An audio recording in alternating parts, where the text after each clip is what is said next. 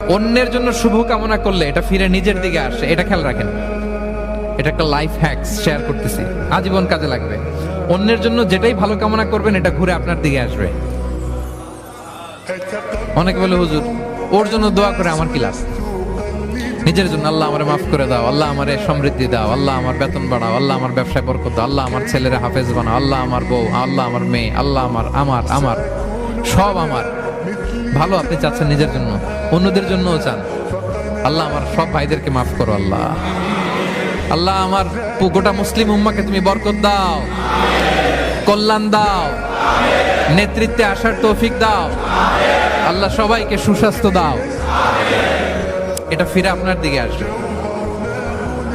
অন্যের জন্য শুভকামনা বহুগুণ বৃদ্ধি হয়ে নিজের দিকে রিটার্ন করে। বিষ্ণু সাল্লাল্লাহু এটাই বলেছেন, মা মিন আবদিন মুসলিমিন ইয়াদউ লিআখিহি বিযাহরিল গায়বি ইল্লা ক্বালা লাহুল মালাকু ওয়া লাকা বিমিসলিন। কেউ যদি তার ভাইয়ের অনুপস্থিতিতে তার ভাইয়ের জন্য দোয়া করে, ফেরেশতারা ওই দোয়াটা তার জন্য আগে আগে করে। তাহলে অন্যের জন্য শুভকামনা করলে, দোয়া করলে লাভ না লস? ধরেন আমি মোশাররফ ভাইয়ের জন্য দোয়া করলাম যে আল্লাহ মোশাররফ ভাইকে তুমি সুস্থ করে দাও, তখন ফেরেশতারা বলে আল্লাহ যিনি দোয়া করতেছে তার যদি কোনো রোগ বালাই থাকে আগে তারে সুস্থ করে দাও। ধরেন আমি বেলায়েত ভাইয়ের জন্য দোয়া করতেছি, আল্লাহ বেলায়েত ভাইয়ের এই সমস্যা আল্লাহ তুমি দূর করে দাও, ফেরেশতারা বলবে আল্লাহ যিনি দোয়া করতেছে তার যদি এই সমস্যা থাকে আগে তারে এটা দূর করে দাও।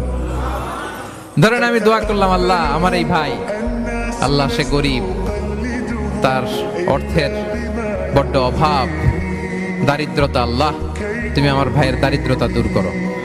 ফেরেশতারা বলে ওয়ালাকা বিমিসলিন, তোমার জন্য এটা, মানে আল্লাহ যিনি দোয়া করতেছে তার যদি অর্থের প্রয়োজন থাকে আগে তার দারিদ্রতা দূর করে দাও।